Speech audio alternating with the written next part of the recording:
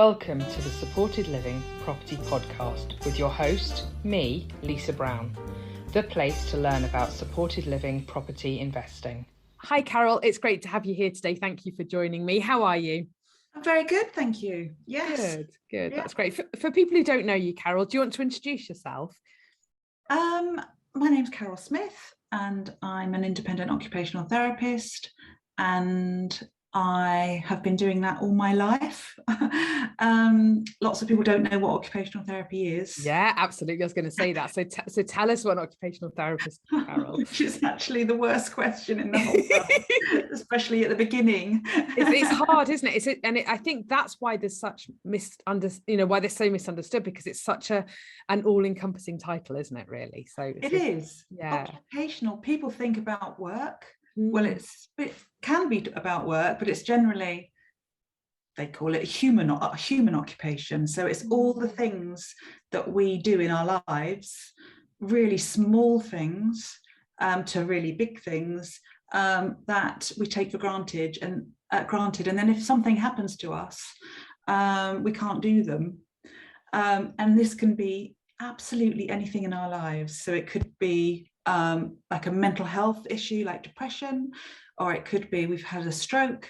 Anything can happen, and then for some reason we can't. We may need to relearn, or we may need to rethink how we do things, and that's what the skill of an occupational therapist is.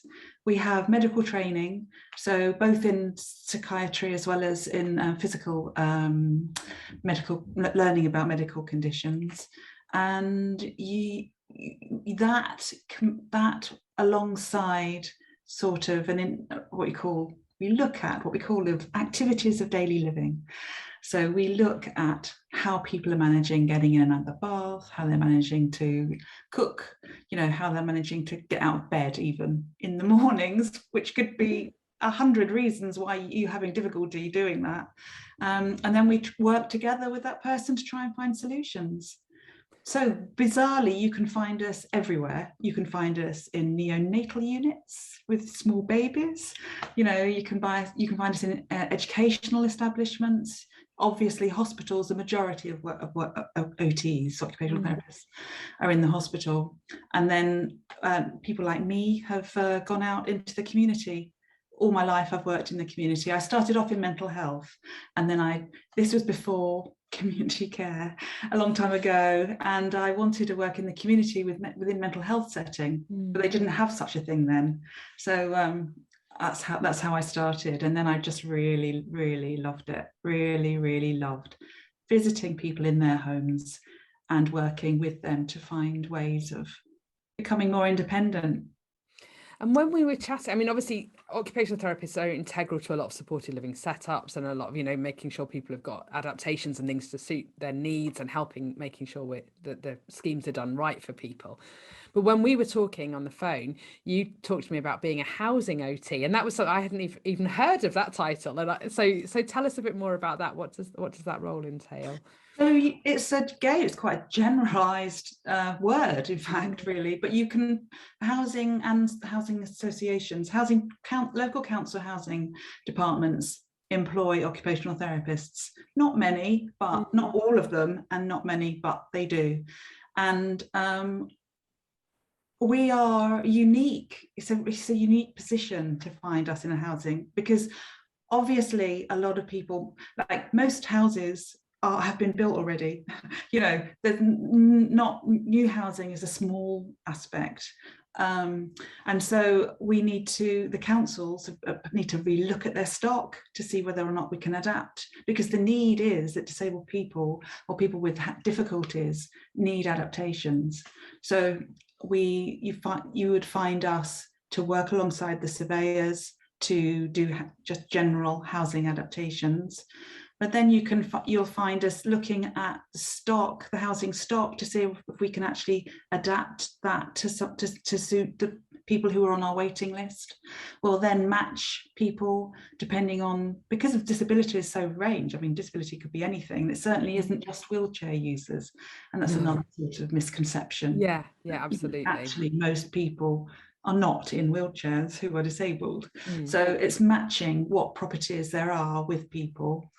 And then there's working alongside planners for new build, and just obviously there are already legislations in place and building regulations, but it's tweaking those and working with people like fire officers, and thinking, because there are so many issues, there are conflicting things to think about. For example, fire doors, somebody who's weak can't open a fire door.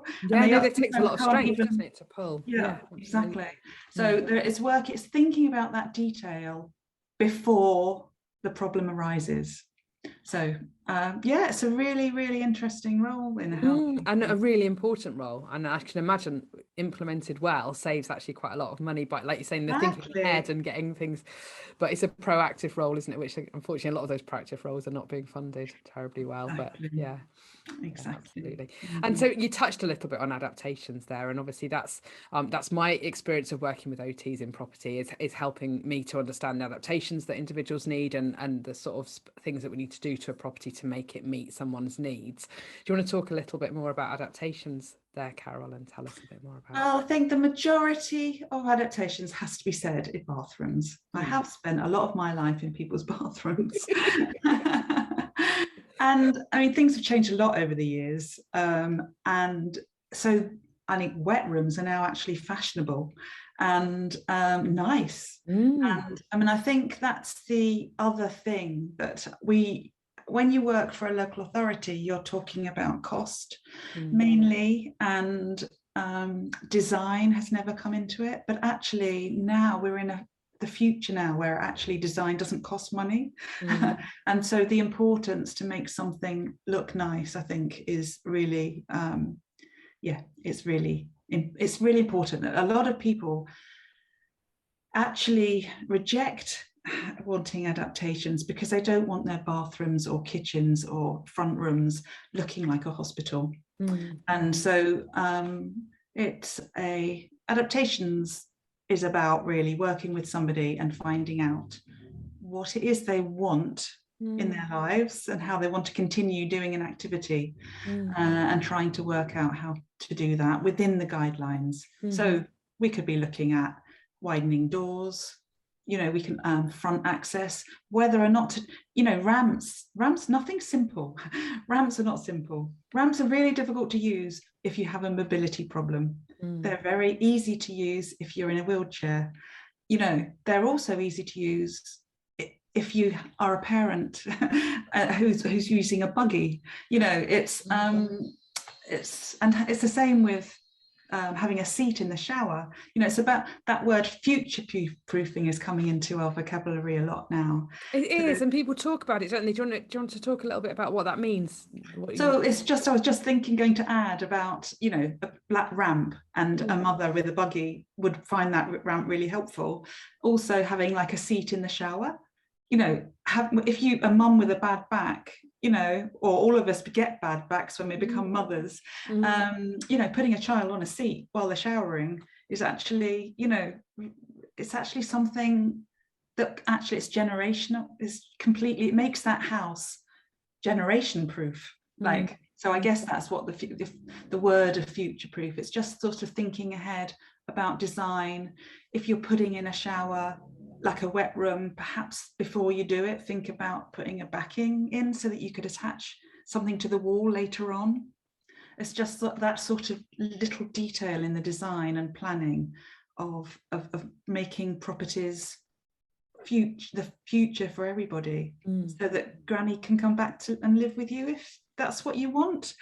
Or and as landlords and property owners, if you're developing, if you're doing a bathroom, to do that, currently your tenant might be young professionals and you might think that's who's going to be in there, but actually one of those young professionals might be disabled, or you might be approached by an older person who wants that property, or being able to put that seat into that shower, into that lovely wet room that you've designed really easily, actually doesn't cost very much, and could mean that you then have a tenant for a long time if you've adapted it to meet their needs. Exactly. I think that renting is definitely an option for people, and I talk about it a lot with my client group. Do you? Because then, particularly if you're getting older, you might want to use your capital for one, and then you've got no maintenance worries. A lot of, when you talk to older people about what their worries are, they're often living in large properties, the family home. They're still living in the family home. They realize that it's not maybe suitable for them in the long term. It may be on a hill, it could be, loads of steps going up to it. But it's like managing the garden. It's, what to do with their belongings, that they don't need anymore. It's, what to do if something happens to the roof, and how can they afford that, when the capital is in their home. So I think for people actually renting, the other thing is what to do with, to prepare so that your family doesn't get left with a huge problem when you die.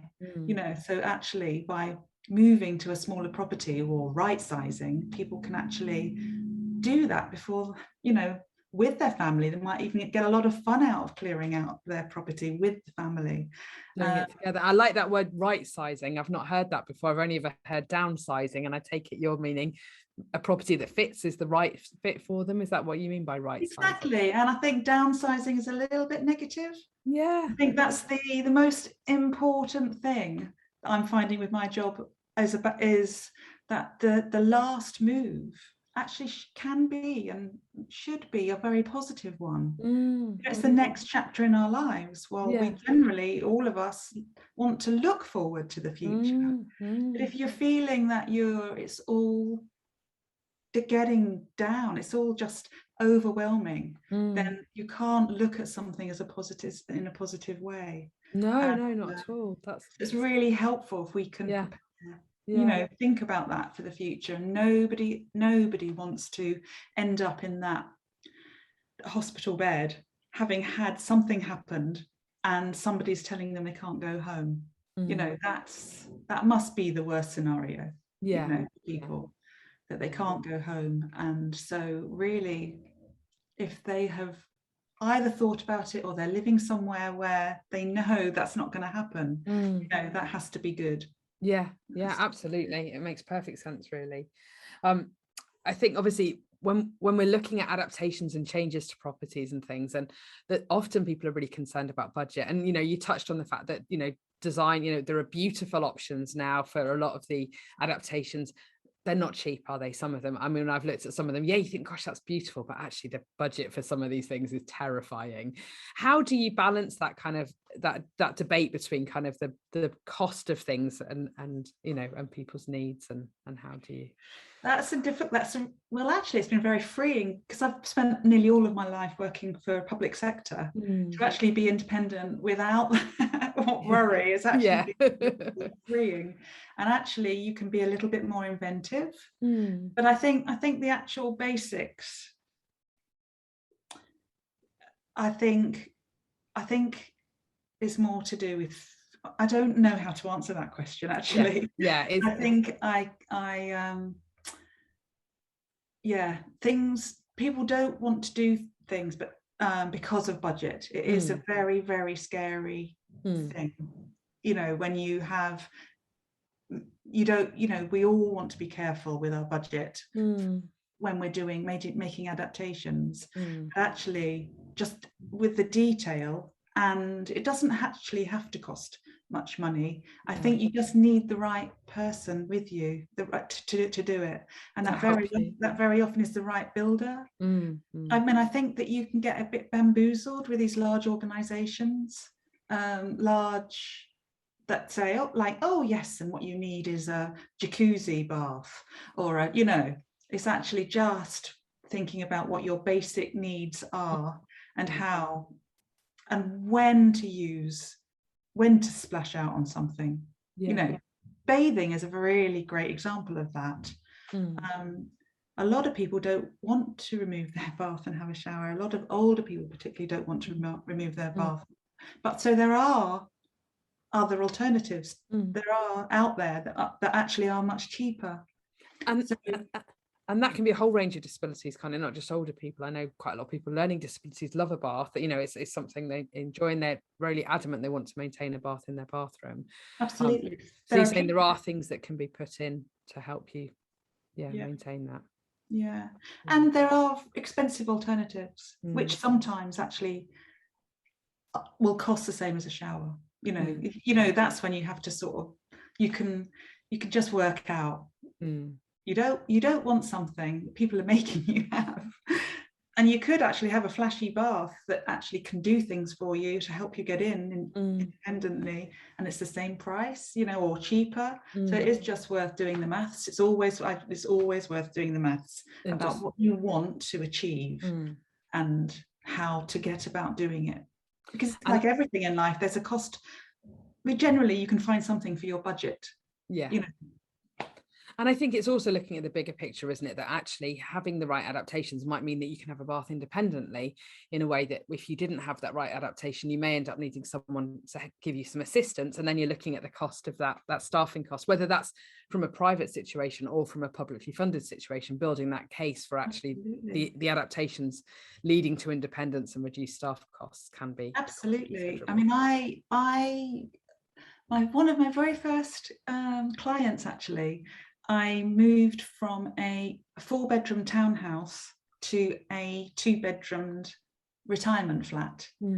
And this woman had to, she was living on the floor where the kitchen was, and she had stairs to go up to the bathroom, stairs to go down to the bedroom. There were stairs everywhere. These townhouses have got many layers. There are stairs everywhere. Yeah. And so she was dependent on carers to come in, because with her bed, the living room, kitchen, she had a commode.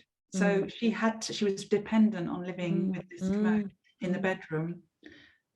So she needed 3 carers a day. And as soon as we moved, she didn't need the commode. And she was just so happy. So much better for her, and absolutely for her. She could just walk the paces it needed to do, just on the flat to the toilet. It was just brilliant. It was just and you just think of the cost of that for her. Yes, she was paying for the carers, you know.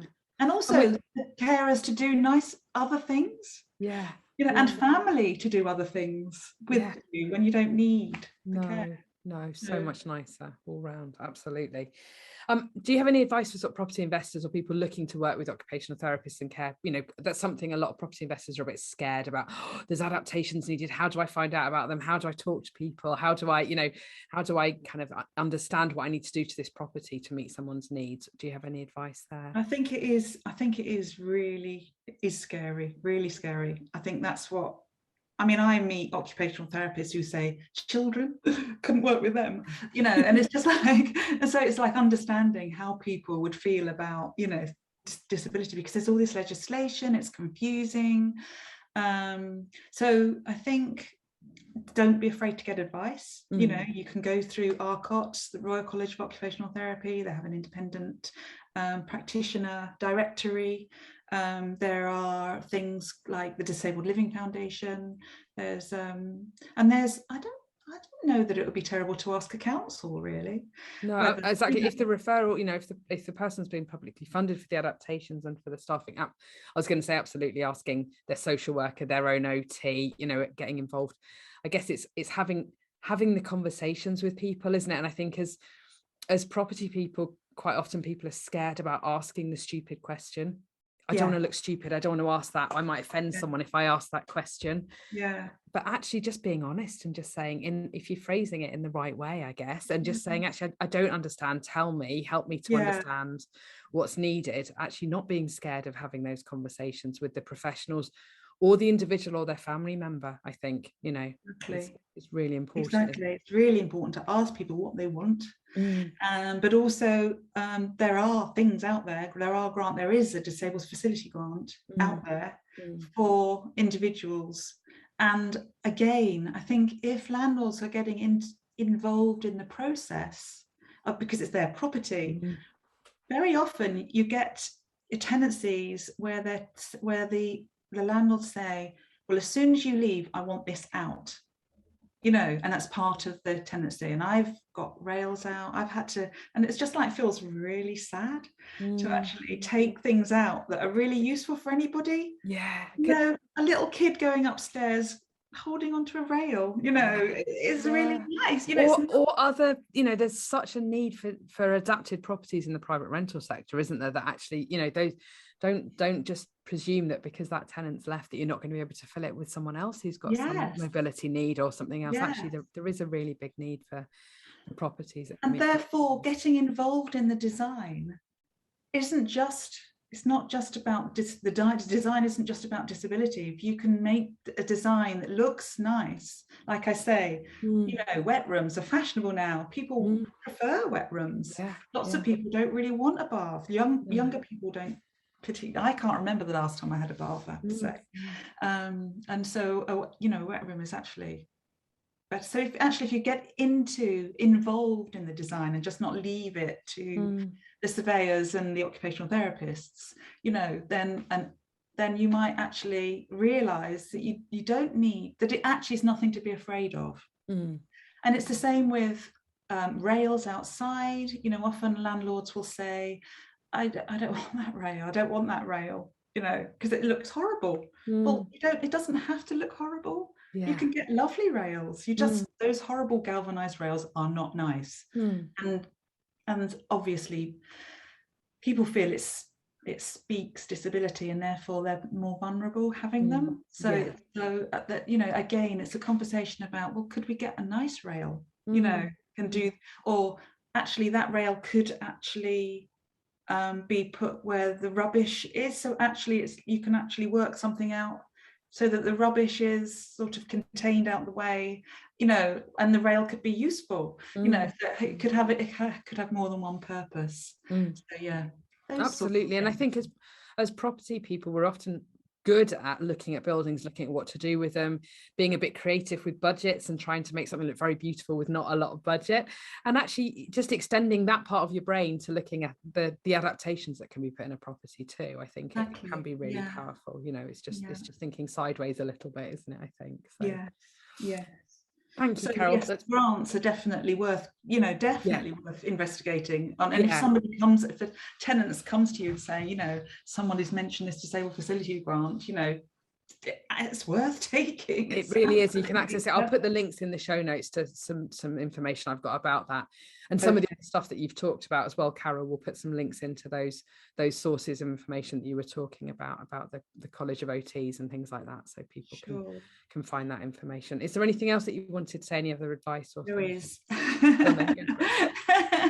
There's just like one last thing, which is, I think the rental sector is really, older people are, you know, needing the rental, they're needing the rental sector to sort of help them.